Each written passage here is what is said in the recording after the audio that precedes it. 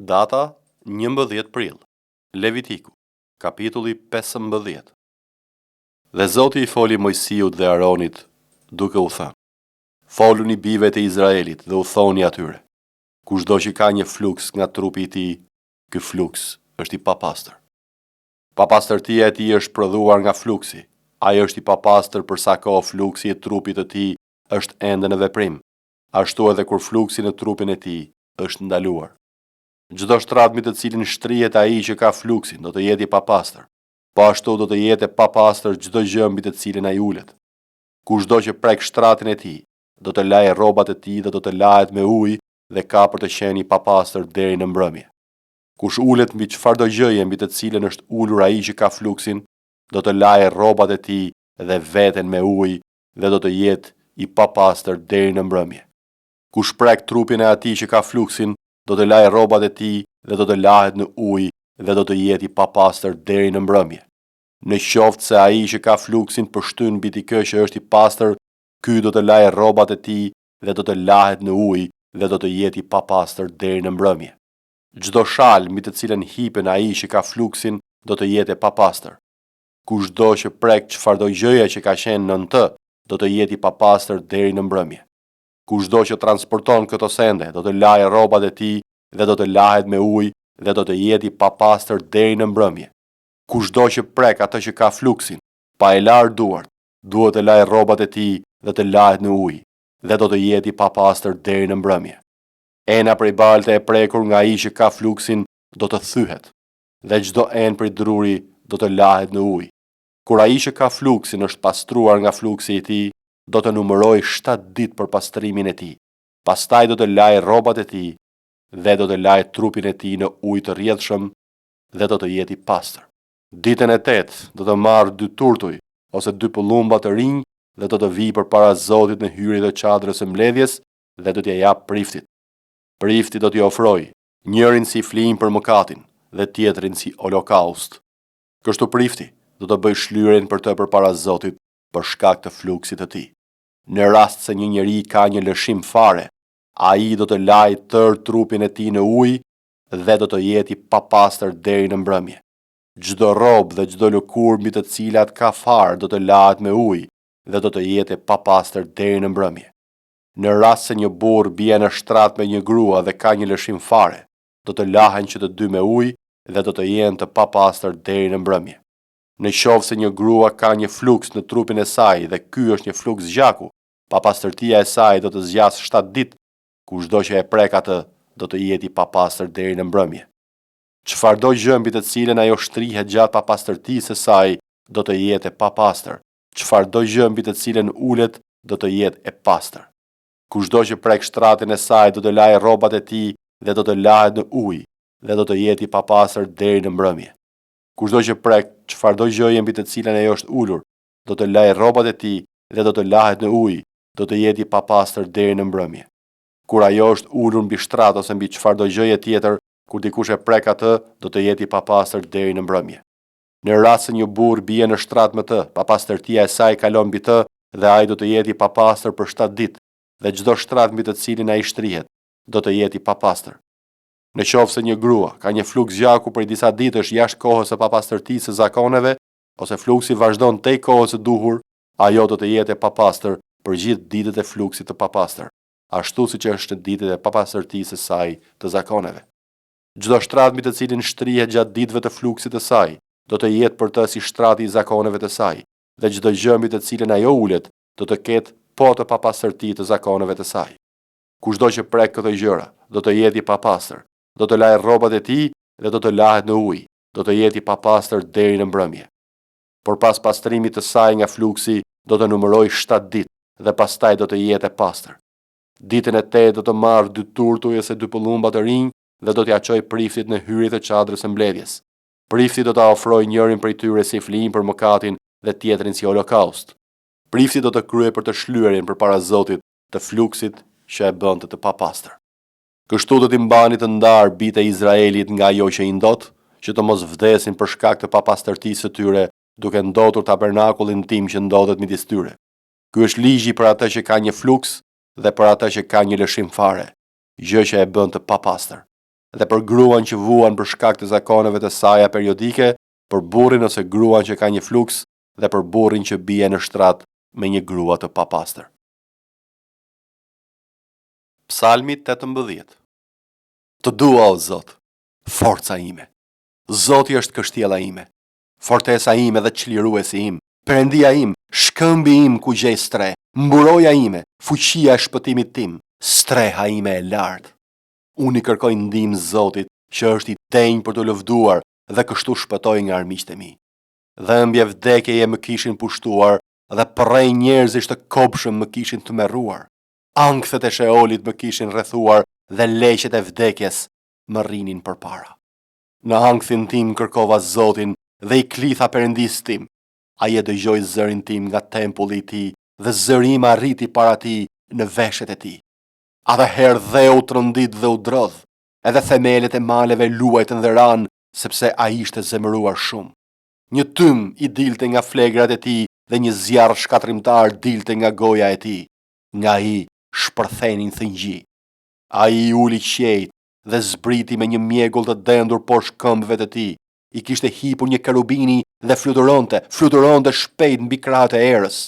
Me terrin ai kishte bërë velin e tij dhe si shatore rreth vetes kishte vënë errësirën e ujrave dhe rreth e dendura të qiellit. Nga shkëlqimi që e paraprinte, dilnin rreth të dendura, breshër dhe thëngji. Zoti gjëmoi në qejt dhe shumë i lartë i bëri që të dëgjohet zëri i tij me breshër dhe me thëngji. Hodhi shigjetat e tij dhe i shpërndau armiqt, lëshoi një numër të madh rrofesh dhe i bëri të ikin me vrap. Në shërtimin tënd, o Zot, në shfryrjen e erës nga flegrat e tua, shtretrit e lumeve u zhduken dhe themelet e botës u zbuluan. Ai nga lart shtriu dorën, më mori dhe më nxori jashtë ujrave të shumta. Më çliroi nga armiku im i fuqishëm dhe nga ata që më urrenin, sepse ishin më të fortë se unë.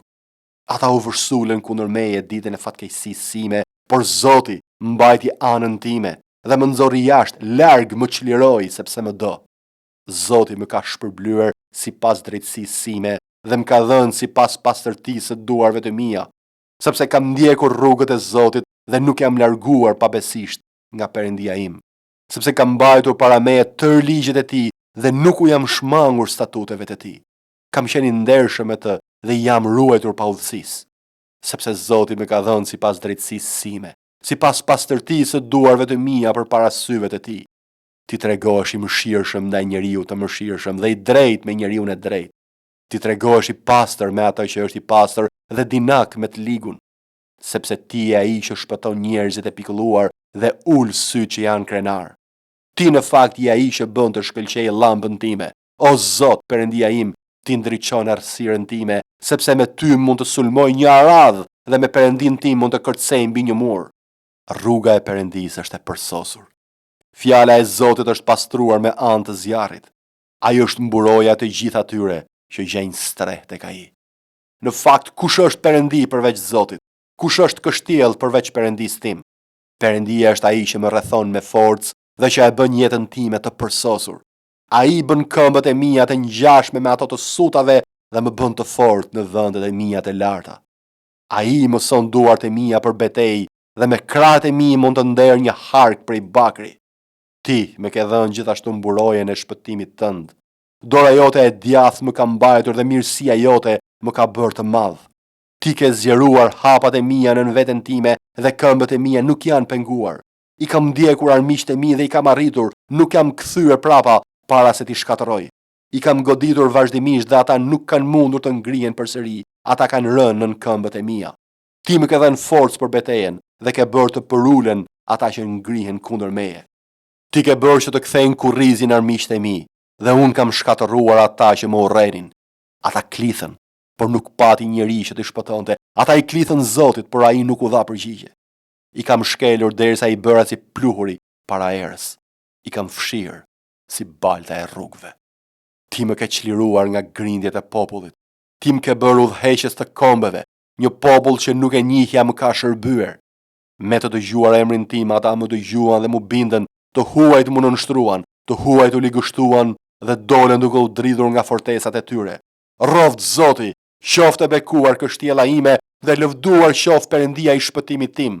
Ai është Perëndia që hakmerret për mua dhe që më nënshtron popujt. Ai më çliron nga armiqtë e mi.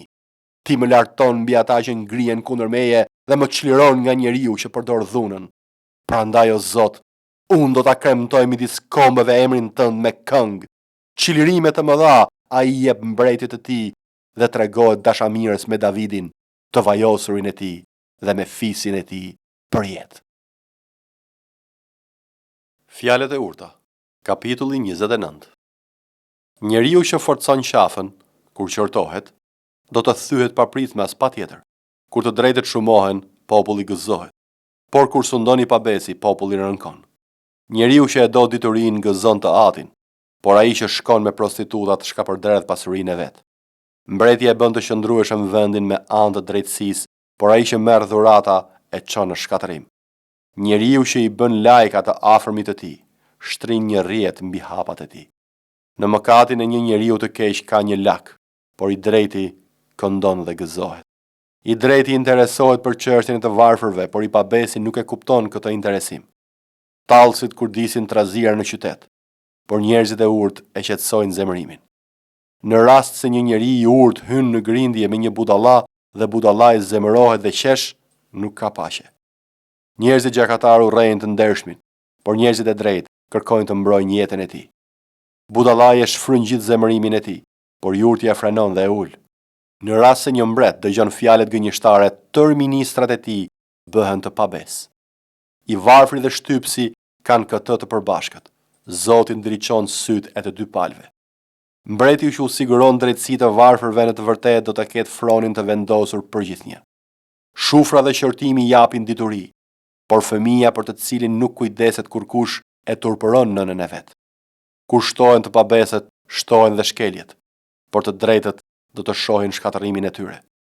Korrigjo birin tënd, ai do të japë rehatin dhe do t'i sigurojë kënaqësi shpirtit tënd. Kur nuk ka një vizion profetik, populli bëhet i shfrenuar, por lum ai që respekton ligjin. Një shërbëtor nuk ndreqet vetëm me fjalë, edhe kur i kupton, nuk i bindet. A ke parë një njeri që ngutet në të folur? Ka më tepër shpresë aty një budalla se sa te ai. Nëse dikush rrit me përkujdesje qysh në fëmijëri shërbëtorin e vet, në fund ai do të dojë të bëhet trashëgimtar i tij.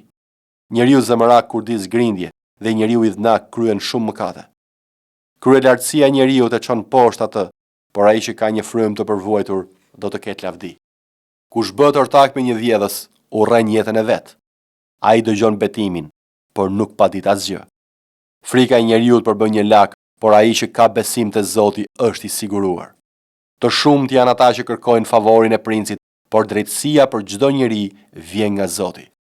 I njeriu jo i drejt është një neveri për të drejtët, dhe ai që ecën me ndershmëri është një neveri për të pabesët.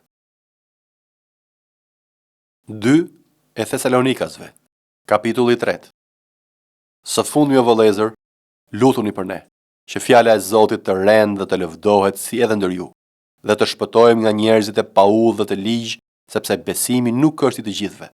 Por Zoti është besnik, dhe ai do t'ju forcojë dhe do t'ju ruaj nga i ligu. Dhe ne kemi besim për ju te Zoti se gjëra që ju porositemi bëni, edhe do t'i bëni. Edhe Zoti drejtov zemrat tuaja ndaj dashurisë së Perëndisë dhe në durimin e Krishtit. Dhe ju porosisim o vëllezër në emër të Zotit tonë Jezu Krisht, të tërhiqeni nga çdo vëlla që eceni pa rregull dhe jo sipas traditës që keni marrë prej nesh. Sepse ju e dini vetë se si duhet të na imitoni, sepse ne nuk u sollëm në mënyrë të parregullt midis jush dhe nuk kemi ngrënë falas bukën e ndonjërit, por punuam me lodhje e mundim, natë e ditë, që të mos i bëshim barr asnjërit për jush. Jo se ne nuk kemi pushtet, por që t'ju japim shembull që të na imitoni.